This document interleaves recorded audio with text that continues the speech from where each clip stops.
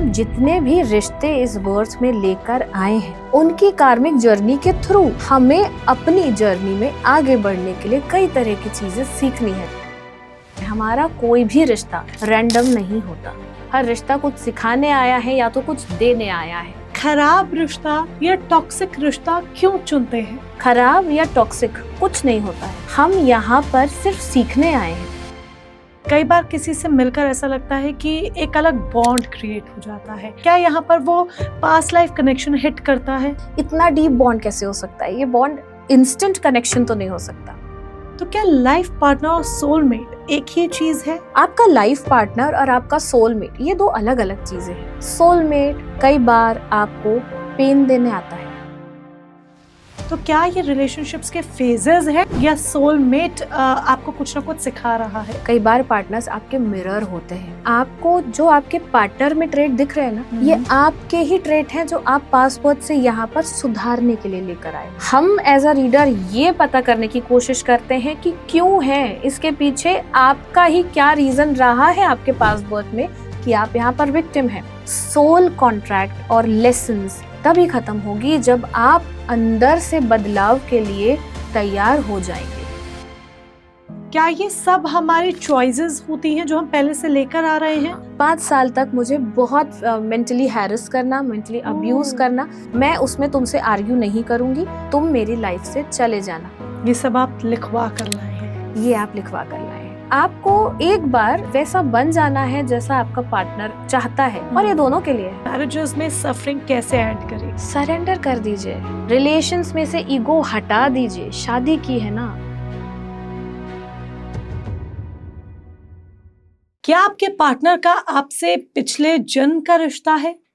क्या डाइवोर्स भी soul contract से जुड़े होते हैं? क्या आपका पार्टनर या फिर आपकी लाइफ का कोई भी रिलेशनशिप आपकी सोल को एक लेसन देने के लिए आता है?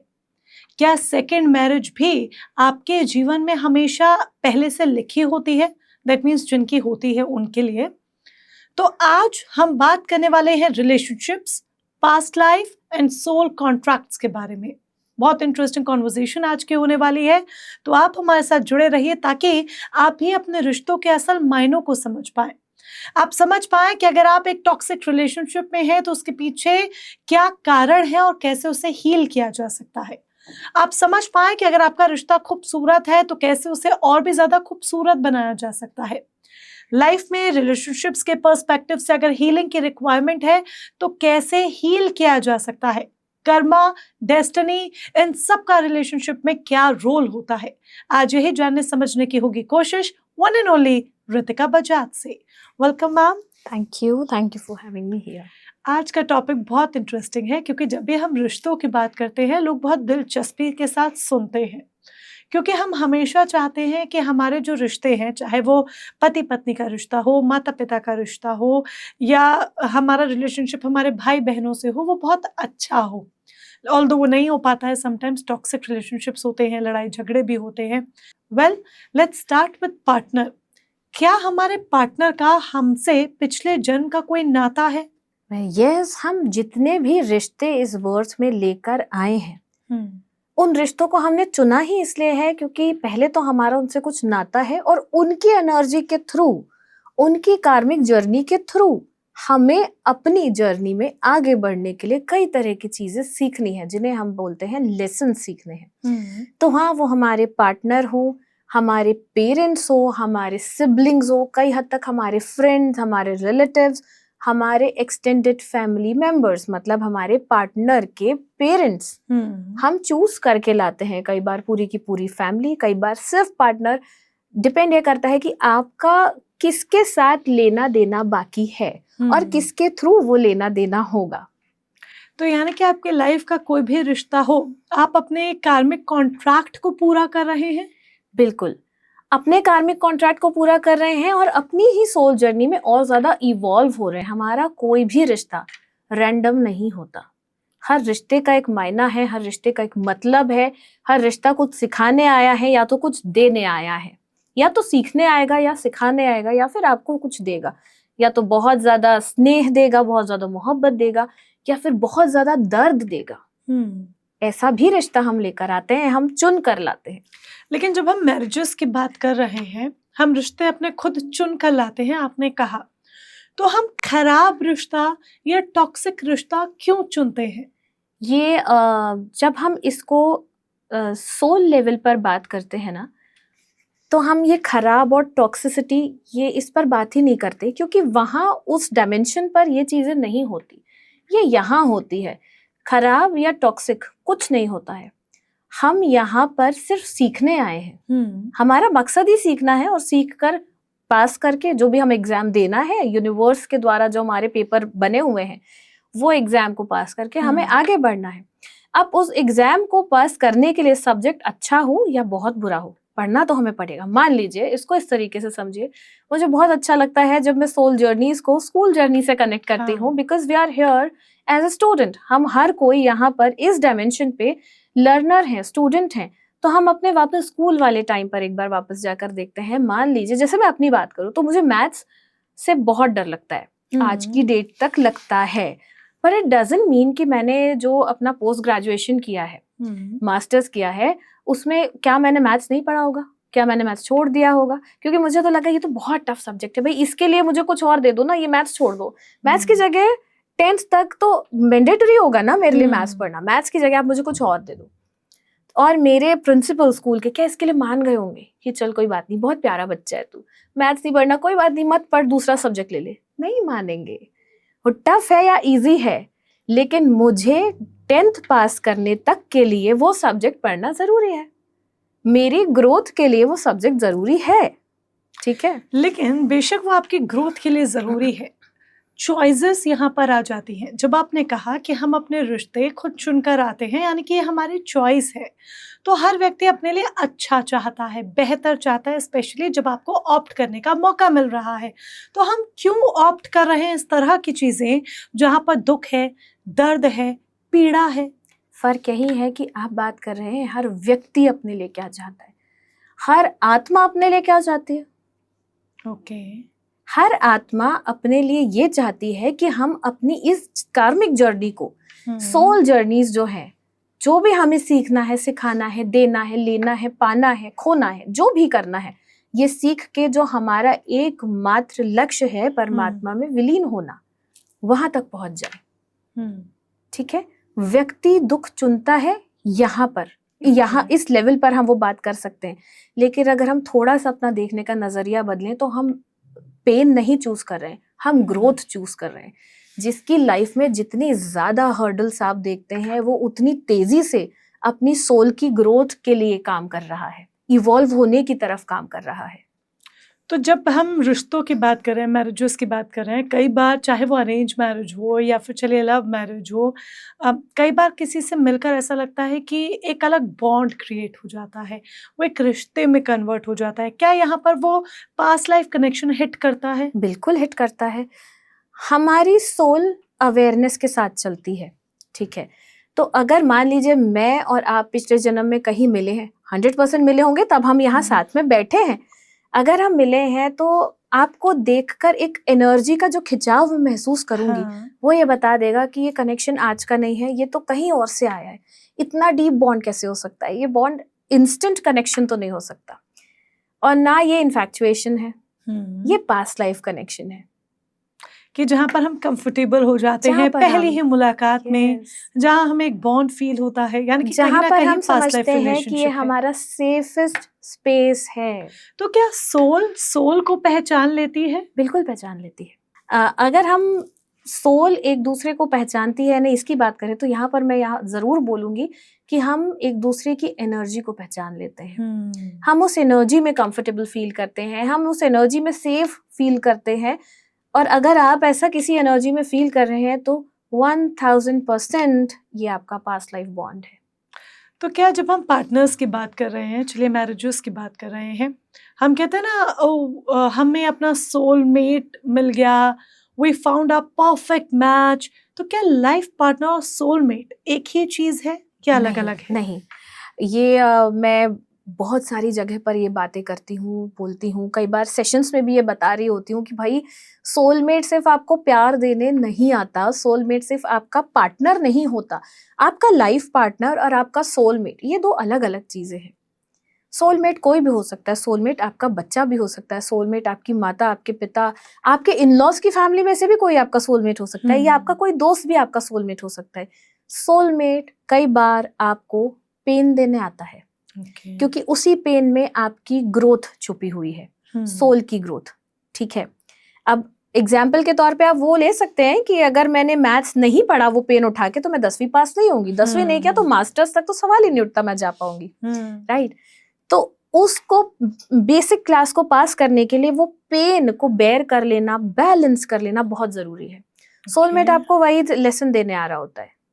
मुझे याद है आपने एक पॉडकास्ट में कहा था, जरूरी नहीं है कि सोलमेट है तो परी बनाकर रखेगा। एग्जैक्टली, क्योंकि ये हमने ये वर्ड ही एक्चुअली बहुत ज्यादा फेमस हुआ था मूवीज के कारण, कि ये तुम्हारा सोलमेट है। बट सोलमेट प्यार करने नहीं आ रहा है आपको, सोलमेट आपको बेइंतहा मोहब्बत करता है, इसीलिए वो आपको आपकी लाइफ में आगे बढ़ाने के लिए आ रहा है। आपका टीचर बनने, कई बार आपका टीचर बनने, कई बार आपका क्रिटिक्स बनकर आ जाएगा, कई बार वो आपका एनिमी बनकर आ जाएगा, क्योंकि आपको उस एनिमिटी से ही कुछ सीखना था। तो क्या ये मैरिजेस में जब हम सोलमेट से कनेक्ट करते हैं इसको, तो मैरिजेस में हम सोलमेट से कनेक्ट करते हुए क्या इसके रीजंस तलाश सकते हैं रिश्तों के रूप में? लाइक कई बार कुछ पति ऐसे होते हैं जो आपके साथ एक दुश्मनी वाला बिहेवियर अपनाते हैं, कुछ पति ऐसे होते हैं, या ये इन केस आप पत्नी की तरह भी ले सकते हैं, कुछ पति पत्नी आपस में ऐसे होते हैं जो एक दूसरे को हमेशा एक दूसरे की ग्रोथ पर वर्क करते हैं, कुछ ऐसे होते हैं जो एक दूसरे को हमेशा नीचा दिखाने पर वर्क करते हैं, क्रिटिसाइज करते रहते हैं। तो क्या ये रिलेशनशिप्स के फेजेस हैं, या सोलमेट आपको कुछ ना कुछ सिखा रहा है? डिपेंड करता है कि आपका पार्टनर, लाइफ पार्टनर आपको किस रूप में मिला है। कई बार पार्टनर्स आपके मिरर होते हैं, सिमिलर ट्रेड्स। वो मिरर आपको इसलिए मिले होते हैं कि आपको जो आपके पार्टनर में ट्रेड दिख रहे हैं ना, ये आपके ही ट्रेट हैं जो आप पास बर्थ से यहाँ पर सुधारने के लिए लेकर आए हो। कई बार वो आप अपने पार्टनर से मिलकर कभी ऐसा देखा है कि उनके करियर में एकदम से बूस्ट आ गया, दोनों के ही, तो वो आपको फाइनेंशियल अबंडेंस का लेसन जो है वो इस बर्थ में सीखना है, वो चैप्टर कंप्लीट करना है, और दोनों की कार्मिक जर्नी एक जैसी कि दोनों को ही ये फाइनेंशियल अबंडेंस सीखनी है, तो वो उस लेवल पर आपको ग्रोथ के लिए लेकर जाएगा। कई बार वो आपको स्पिरिचुअल ग्रोथ के लिए मिलता है। ऐसा भी होता है कि आपका एक ऐसा रिलेशनशिप आया, मान लीजिए शादी ही आई, 5 से 6 साल शादी होके शादी टूट गई, और फिर दोनों में से किसी एक की स्पिरिचुअल जर्नी शुरू हुई। ऐसा भी होता है। तो ये करने के लिए वो 5-6 साल के लिए वो रोल प्ले करने आपका पार्टनर यहाँ पर आया था, आपकी ही सोल फैमिली से। तो डिपेंड करता है कि आप पहले ये समझिए कि आपका पार्टनर, हस्बैंड या वाइफ, आपको सिखा क्या रहा है, आपको उससे क्या सीखना है। किसी भी रिश्ते में पहले क्वेश्चन मार्क लगाने से पहले कि मेरे साथ गलत हो रहा है, हमें ये सीखने की, सोचने की जरूरत है कि मुझे इस रिश्ते से सीखना क्या है, ये मुझे सिखाना क्या चाह रहा है। और जब हम ये सीख जाएंगे, समझ जाएंगे, हम अपनी अवेयरनेस से अपने पैटर्न्स को बैलेंस कर लेंगे, क्योंकि एनर्जी बैलेंस कर सकते हैं, एनर्जी तोड़ नहीं सकते, डिस्ट्रैक्ट नहीं हो सकती, काट नहीं सकते, कोई छटनी नहीं होती एनर्जी की। पीछे जाके अपना डेटा रब नहीं कर सकते कि अरे ये वाला मुझे टफ पार्टनर मिला है, मतलब मेरी कोई गलती रही है, चलो मैं पास्ट लाइफ में जाके इस पूरे ये सिनेरियो को ही खत्म करके आ जाते हो। नहीं है पॉसिबल। आप इसको ट्रांसफॉर्म कर सकते हो। ट्रांसफॉर्मेशन की तरफ जब हम चलना स्टार्ट करते हैं, तब हर एक रिश्ता एक्चुअली स्मूथ होना स्टार्ट हो जाता। तो क्या ये जो हम ट्रांसफॉर्म करना स्टार्ट करते हैं, क्या हम ऐसा करते हैं कि ये समझकर कि रिश्ते में मेरे साथ ऐसा क्यों हो रहा है, ये पेन, ये सफरिंग क्यों है, और हम हीलिंग की तरफ जाते हैं और अपनी लाइफ ट्रांसफॉर्म करते हैं? बिल्कुल। मैं आपको एक एग्जाम्पल के तौर पे बताती हूँ। अभी किसी का मैं आकाशिक रीडिंग कर रही थी, राइट। तो उनका ये पैटर्न था, उनकी 2 शादी टूट चुकी थी, और दोनों ही शादी 5-5 साल के बाद टूटी। जब हमने उनकी रीडिंग्स की, तो ये एक तो रिलेशनशिप का पैटर्न उनके लाइफ में था, ये कार्मिक पैटर्न था कि रिलेशनशिप में उन्हें पेन ही मिलना है। प्रॉब्लम ये थी कि जब भी कोई मेरे पास आता है ना, वो इस नोशन के साथ आता है कि हम विक्टिम हैं। हम एज अ रीडर ये पता करने की कोशिश करते हैं कि क्यों है, इसके पीछे आपका ही क्या रीजन रहा है आपके पास्ट बर्थ में कि आप यहाँ पर विक्टिम हैं। तो वहां पर उनके साथ में ये रहा था कि पास्ट लाइफ में उन्होंने अपनी मैरिज में, being a male in a marriage in that birth, इस बर्थ में वो फीमेल है, बहुत डोमिनेटिंग थी, बहुत ज्यादा सेल्फ सेंटर्ड रही थी, बहुत ज्यादा ऐसा था कि परिवार जहां जा रहा है, जिस दिशा में जा रहा है उसको जाने दो, मैं तो सिर्फ अपनी ग्रोथ के लिए जीऊंगा, अपने लिए ही करूंगा, मुझे कोई मतलब नहीं है फैमिली से। तो यहाँ पर आकर ये वो कॉन्ट्रैक्ट बना कर आई थी अपनी सोल फैमिली से कि मुझे शादी नहीं करनी है। ठीक है। अब लेकिन जब वो इस बर्थ में आ गई तो अब क्योंकि हम सारे जो कॉन्ट्रैक्ट लेकर आते हैं, बना कर आते हैं, फिर भूल जाते हैं, हमें याद थोड़ी ना रहता है, बाद में याद आता है, ठोकर खाने के बाद हम सीखते हैं। तो शादी करी, 5 साल के बाद शादी करी और टूट गई। जब हम और डीप गए तब हमें ये पता चला कि ये भी उनके कॉन्ट्रैक्ट का हिस्सा था कि उन्होंने अपनी सोल फैमिली में ये बात की हुई थी। अपना जब नेक्स्ट बर्थ वो प्लान कर रही थी तब ये बात हुई थी वहां पर कि मैं शादी नहीं करूंगी क्योंकि मुझे अकेले रहना सीखना है, मुझे रिलेशंस में देना सीखना है, क्योंकि मैंने बहुत फायदा उठा लिया, बहुत मैनिपुलेट कर लिया। अब हर तरीके से, चाहे वो इमोशंस हो चाहे फाइनेंस हो, या तो मैं दूंगी, एक्सपेक्टेशन नहीं रखूंगी, और अगर रखती हूँ तो मेरा रिलेशन टूट जाए, और ये सिखाने के लिए कौन मेरे साथ इस बर्थ में आएगा। तो वहां से वो 2 पार्टनर, या इस बर्थ में हम पार्टनर की बात कर सकते हैं, 2 ऐसे सोल मेंबर चूज करके लाई जिन्होंने उनको यहाँ पर आके अबेंडनमेंट सिखाया। जहां पर वो रिलेशंस में एक्सपेक्टेशन रखना स्टार्ट कर रही थी, वहीं पर रिलेशनशिप खत्म हो जा रहा था। जब वो इस बात को समझी, सीखी, फिर उन्होंने हीलिंग्स की, अवेयरनेस में आई, फॉरगिव किया खुद को भी उस पास से जहां पर वो ये करके आई थी, उनसे भी फॉरगिवनेस प्रे किया जिनके साथ वो ये करके आई थी, और नाउ शी इज मैरिड। अभी 2 साल हुए हैं उनकी शादी को। Everything is going smooth. But तो इस तरह से हम अवेयर हो सकते हैं अपने रिश्तों के प्रति। बट ये जो केस आपने बताया, अगर वो अवेयर नहीं होती और तीसरी शादी करती तो क्या वो भी टूटती? बिल्कुल टूटती। अगर आप अपने सब्जेक्ट के लिए प्रिपेयर नहीं हो और एग्जाम देने बैठ जाओ, फेल होगे ना। और फिर अवेयरनेस का मतलब भी हम गलत देते हैं। हमें लगता है कि we are aware means we are spiritual. Like जितने लोगों से आप ये सुनते हो ना, आई एम वेरी स्पिरिचुअल, तो 100% उनके उसका नेक्स्ट स्टेटमेंट होगा because I am aware. So what is this awareness? Awareness का मतलब है that you have to be aware of your own patterns and then you should know how to balance your patterns. अगर आप awareness में सिर्फ जी रहे हो, एक फॉग में जी रहे हो अवेयरनेस के, कि हाँ मैं तो अवेयरनेस हूँ क्योंकि मैंने बहुत सुना है अवेयरनेस के बारे में, बट मुझे ये नहीं पता कि मुझे मेरे अंदर बदलाव करना क्या है, then you are not aware.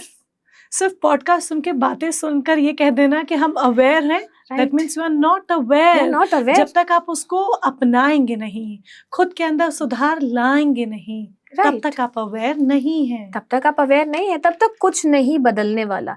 Soul contract और लेसन्स, यहाँ पर जो जितनी भी तकलीफें, कठिनाइयां हैं, जिन्हें हम बोलते हैं कि कब खत्म होगी, तभी खत्म होगी जब आप अंदर से बदलाव के लिए तैयार हो जाएंगे। जिस दिन हो गए, जिस दिन आपने खुद को चेंज करने की जिम्मेदारी उठा ली, आपकी लाइफ में जितने भी टॉक्सिक रिलेशंस हैं अपने आप सॉल्व होते चले जाएंगे। आपको पता भी नहीं चलेगा कि अचानक से ऐसा कौन सा जादू हो गया है जिंदगी में, बट ऐसा होगा। मैंने ये मोनिका अपनी लाइफ में भी देखा है, मैंने ये अभी तक के अपने एक्सपीरियंस में भी देखा है। मैं उसी एक्सपीरियंस के तौर पर बात कर रही हूँ। बट रीमैरिजेस, डिवोर्स, सेपरेशन, क्या ये सब हमारी चॉइसेस होती हैं जो हम पहले से लेकर आ रहे हैं? हाँ, बिल्कुल हमारी चॉइस होती है। ऐसा ही एक किसी के PLR में, उन्होंने खुद नहीं देखा था PLR में, कि वो पास्ट लाइफ में उन्होंने जिसको शादी में ही बहुत प्रॉब्लम दी थी, बहुत एक तरीके से प्रताड़ित किया था, मेंटल अब्यूज किसी का किया था, वो इस बर्थ में उस रिलेशन को बैलेंस करने के लिए, उस एनर्जी को, नेगेटिव एनर्जी को बैलेंस करने के लिए उनका एक वाव था सेम पार्टनर के साथ में कि इस बर्थ में तुम मेरे साथ 5 साल के लिए आना, 5 साल के लिए आना। बहुत प्रिसाइज था। 5 साल तक मुझे बहुत मेंटली हैरेस करना, मेंटली अब्यूज करना, सो दैट मैं सीखूंगी, मुझे समझ आएगा कि मैंने तुम्हारे साथ जो किया था उसको मुझे बैलेंस करने की जरूरत है। मैं उसमें तुमसे आर्ग्यू नहीं करूंगी। बैलेंस करने के बाद में तुम मेरी लाइफ से चले जाना, कॉन्ट्रैक्ट ओवर। ये सब आप लिखवा कर लाए हैं? ये आप लिखवा कर लाए हैं। अब कुछ रिश्ते ऐसे होते हैं, कुछ शादीशुदा रिश्ते ऐसे होते हैं जहां पार्टनर्स के बीच में प्यार है बट प्यार नहीं है। एक घर में रहते हुए भी रिलेशनशिप ऐसा हो चुका है जहां वो एक दूसरे से ना बात करते हैं, अजनबी बनकर रह रहे हैं, लेकिन still they are in a relationship, वो सेपरेट नहीं हो पा रहे हैं या हो नहीं रहे हैं किसी रीजन की वजह से। तो क्या ये भी एक कार्मिक पैटर्न है जो सोल लेकर आती है? बिल्कुल। पर इसमें आपने सीखा क्या? ये आपको पहले डीप स्टडी करने की जरूरत है कि आप अपने पार्टनर के साथ में आए क्यों हो, आपका पार्टनर आपको क्या लेसन दे रहा है, क्या सिखाना चाह रहा है, दोनों वाइस वर्सा, हस्बैंड भी वाइफ भी। या फिर कई बार मैंने ऐसा भी देखा है, मैंने रीडिंग ही की थी किसी की जिनकी शादी हुई है उनके हस्बैंड से, लेकिन कर्मा जुड़ा है इन लॉज से। ओके। तो वो she born with a rebellious attitude. तो वो विमेन डोमिनेशन जहां पर एक एरा में होता था वहां से आई है यहाँ, अपने घर में भी उन्होंने इसके अगेंस्ट आवाज उठाई, ऐसी फैमिली चूज करके आई जहां पर विमेन डोमिनेशन बहुत होता था, और अपने इन लॉज के तरफ में जो उनकी बहू बेटियों के साथ हो रहा था उसके अगेंस्ट खड़ी हुई। अपनी सिस्टर इन लॉ के साथ में जो ये डोमिनेशन हो रहा था, मतलब आप मानोगे नहीं, आज के दौर में भी ऐसी फैमिलीज हैं, और मैंने देखी, अभी भी देखती हूँ, जहां पर ये था कि उठो बैठो बोलो हमारे हिसाब से, शादी हमारे हिसाब से, पढ़ाई नहीं होगी क्योंकि लड़की की पढ़ाई हो गई तो उसके पर निकल आएंगे। yes, और ये इस बहुत फैमिलीज में होता है। और इस पैटर्न को, फैमिली पैटर्न को ब्रेक करने के लिए उस लड़की ने अपने हस्बैंड से शादी की थी। हस्बैंड वाइफ के बीच में कोई रिलेशनशिप नहीं है, बट दे आर टुगेदर क्योंकि उसका कर्मा उस फैमिली से जुड़ा हुआ था। उनके पैटर्न्स को ब्रेक करने की रिस्पॉन्सिबिलिटी उसने ली थी। यानी कि आपकी सोल कुछ ना कुछ सिखाने या सीखने आई है। राइट। पर अगर आपका लेसन कंप्लीट ना हुआ हो तो आप इसको आगे के बर्थ में लेकर जाएंगे। अब इसको आप उसी तरीके से समझिए मोनिका कि जैसे आपने एक सब्जेक्ट में आप फेल हो गए, तो वो एक सब्जेक्ट पढ़ने के लिए एक पूरी क्लास रिपीट करेंगे। ऐसा थोड़ी होगा कि आपको एक साल बाद आप 11th में पहुंच गए, अब आपको बोला जाएगा चलो 11th भी पढ़ लो और 10th का एक सब्जेक्ट भी दे दो। हाँ। ऐसा नहीं होगा ना, वो एक सब्जेक्ट पूरा करने के लिए पूरी क्लास आप दोबारा से पढ़ाई करेंगे। पर क्या हर रिश्ता आपको जरूरी है कि कुछ सिखाने के लिए ही आता है, साथ निभाने के लिए? क्या कोई रिश्ता नहीं आता? ऐसा नहीं है, जरूरी नहीं है हर रिश्ता आपको सिखाने आए। हम यहाँ पर वही बात है कि जब हम कर्म की बात करते हैं तो हमें लगता है कि कर्म मतलब बुरे ही कर्मों का फल मिलता है। भाई अच्छे कर्मों का फल भी मिलता है। तो कई रिश्ते आपकी लाइफ में ऐसे आते हैं जो आपको भरपूर स्नेह दे रहे होते हैं, बहुत प्यार देंगे, बहुत सपोर्ट देंगे। और ऐसी फैमिलीज भी मैंने देखी है, मैंने रीडिंग की है, जहां पर एक चाहे वो सन इन लॉ, अपनी फैमिली में उनको जितना प्यार मोह सम्मान नहीं मिला, वो प्यार उनको पूरा मिला, माँ बाप का प्यार अपनी वाइफ की फैमिली से। ऐसा भी होता है जहां पर एक फैमिली में डॉटर को ग्रोथ नहीं मिली कि जॉब वॉब मत करो, अभी मत करो। कई बार ऐसा होता है, अभी भी होता है कि पेरेंट्स बोलते हैं कि जॉब मत करो, शादी के बाद जो करना है करना। और ये नहीं बोलना चाहिए, वैसे मैं आपके माध्यम से जरूर बोलूंगी, क्योंकि ये ना माइंडसेट बना देती है कि जो करेगा वो पति करेगा, और पति से हमारी एक्सपेक्टेशन को हाई कर देती है और रिश्ते वहां पर खराब होने लगते हैं। Coming back to the topic, लेकिन वही डॉटर जिसको घर में बोला गया कि बेटा अभी मत करो, क्या पता तुम्हारे इन-लॉज सपोर्ट करें ना करें, वो शादी करके गई है और इन-लॉज ने पहली चीज बोली है घर वर देख लेंगे, तुम बेटा अपने करियर पर फोकस करो। तो उसको वो प्यार, वो मोहब्बत मिलनी थी इन-लॉज के यहाँ पर, वो सपोर्ट मिलना था इन-लॉज के यहाँ पर करियर ग्रोथ के लिए, तो उसने वो फैमिली चूज की। और इस तरह से आपके रिश्ते जो हैं वो आपका साथ निभाते हैं। जरूरी नहीं कि कोई ना कोई लेसन हो, वो आपका साथ भी निभाते हैं। बिल्कुल निभाते हैं। कई बार ऐसा भी होता है कि ये भी मेरी केस स्टडी ही है, दो फैमिलीज जिनके बीच में बहुत ज्यादा नफरत है, पास्ट लाइफ से लेकर आए हैं वो, ये टेंशन, ये राइवलरी, एनिमिटी, उन दोनों के बच्चों ने आपस में शादी की just to balance this hatred of the family, इसको खत्म करने के लिए। तो ये भी आपके सोल कॉन्ट्रैक्ट का ही हिस्सा है। शादी का एक ये भी रीजन बन गया कि आपको फैमिली को लेकर आगे बढ़ना था या उनका जो पैटर्न था वो तोड़ना था। तो ऐसे तो मैरिजेस को आप एक कॉन्ट्रैक्ट कह सकते हैं on the level of soul. Marriages, हाँ बिल्कुल, मैरिजेस कॉन्ट्रैक्ट होते हैं। हाँ, सोल के लेवल पे, यस। यहाँ पर भी तो आप कॉन्ट्रैक्ट साइन करते ही हैं शादी के बाद में, court marriage is a contract. Yes, but कई बार कुछ रिश्ते ऐसे होते हैं, आप कुछ रिश्ते कह लीजिए या हमारे पार्टनर की ही बात कर लीजिए, चाहे वो शादीशुदा जिंदगी हो या फिर एक लव रिलेशनशिप ही क्यों ना हो, आपका पार्टनर आपकी लाइफ में आता है, एक लंबे वक्त तक रहता है, एंड न जाने क्या होता है कि वो आपसे जुदा हो जाता है, चला जाता है। अब इसके पीछे क्या लेसन था, क्या कार्मिक पैटर्न था, क्या सोल कॉन्ट्रैक्ट था? ये किसी भी रिलेशनशिप में जो पैटर्न है उसको समझने के लिए या उस पे किसी भी तरीके का कोई कमेंट करने के पहले उसको समझना ज़रूरी है।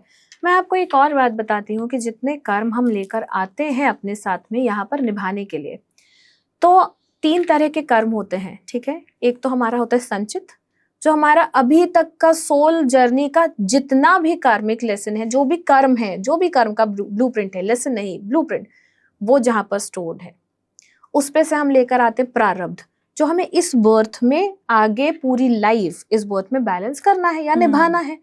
उसके साथ हमें एक और कर्म भी तो मिलता है जो है हमारा क्रियामान कर्म, हमारी फ्री विल। यस। तो होता ये है कि हम हर रिश्ते को जब तोड़ने की बारी आती है ना, तो उसको हम कार्मिक लेवल पर देखने की कोशिश करते हैं, और इस वजह से आज की डेट में आप देखो तो ये डाइवोर्स सेपरेशन बहुत ज्यादा बढ़ गया है, बहुत कॉमन हो गया है, क्योंकि हमें बैलेंस नहीं करना है। बट ये जो बॉन्ड्स, जिन बॉन्ड्स की आप बात कर रही हैं, लाइक कार्मिक बॉन्ड्स, ये पार्टनर के लेवल पर कैसे फॉर्म हो रहे हैं? नहीं, ये जरूरी नहीं है सिर्फ आपके पार्टनर के साथ ही कार्मिक बॉन्ड्स, आपके पेरेंट्स के साथ भी होता है। कई बार बहुत से केसेस में ऐसा, बहुत सी रीडिंग्स में मैंने ऐसा देखा है कि जो फादर है वो बहुत स्ट्रिक्ट है, तो वो स्ट्रिक्ट है और अपने बच्चों के लिए अवेलेबल नहीं है या किसी एक बच्चे के लिए अवेलेबल नहीं है, तो मतलब फादर से आपका कार्मिक बॉन्ड है, फादर आपको कुछ सिखा रहा है। कई बार आपका कार्मिक बॉन्ड आपके बच्चों में छुपा होता है, कई बार फ्रेंडशिप में छुपा होता है, सोशल नेटवर्किंग, कि आपको जो भी फ्रेंड मिल रहा है एक सिमिलर काइंड ऑफ फ्रेंड आप अट्रैक्ट कर रहे हो, सिमिलर पैटर्न है, ठीक है। हर जो भी आप एज अ फ्रेंड जिसको भी चूज करते हो वो आपको एक ही चीज सिखा कर जा रहा है। तो जरूरी नहीं है कि ये सिर्फ हस्बैंड या वाइफ या पार्टनरशिप में ही हो, ये किसी भी रिलेशनशिप में हो सकता है। तो जहाँ पर आप अपना लेसन कंप्लीट नहीं कर रहे हैं अपनी मैरिजेस में, आपने अपना वो लेसन कंप्लीट नहीं किया है, तो क्या आपकी सोल वो लेसन कंप्लीट ना करने के चक्कर में एक अच्छे रिलेशनशिप, एक खूबसूरत बॉन्ड के बस इंतजार में ही रह जाती है? बिल्कुल ऐसा होता है, लेकिन अब ऐसी अवेयरनेस, अब इस समय पिछले 1-2 सालों में ये अवेयरनेस भी मैं लोगों में देख रही हूँ जो शादी को लेकर, रिलेशनशिप बचाने को लेकर एफर्ट्स कर रहे हैं और सीख रहे हैं, समझ रहे हैं कि उन्हें कैसे डील करना है अपने पार्टनर के साथ में। अगर मैं पास्ट लाइफ हटा दूं, फ्यूचर हटा दूं, प्रेजेंट में आकर बात करूं, तो मैं फिर वही बात करूंगी कि आपको एक बार वैसा बन जाना है जैसा आपका पार्टनर चाहता है, और ये दोनों के लिए है। सिर्फ वाइफ को ही वैसा नहीं बन जाना है जैसे आपके हस्बैंड चाहते हैं, हस्बैंड को भी एक बार वैसे बन जाना चाहिए जैसे आपकी वाइफ चाहती है। राइट। क्योंकि आपकी शादी हुई है, शादी कोई छोटा मोटा डिसीजन नहीं होता है। हर शादी में कोई ना कोई लेसन पास्ट लाइफ का या इसी लाइफ का छुपा है। हर शादी में आपके फ्यूचर की ग्रोथ छुपी है, तो उसको छोटे से आर्ग्यूमेंट्स में या सीरीज ऑफ स्मॉल आर्ग्यूमेंट्स के कारण तोड़ने की जगह एक बार ये सोच लेना चाहिए कि एक बार इसमें ब्रेक लेकर बैठकर बात करते हैं कि क्या सुधार करें जिससे तुम भी खुश रहो, मैं भी खुश रहूं, और ये जो हमने रिश्ता बनाया है ना, ये भी अच्छे से खुशनुमा होकर चल सके।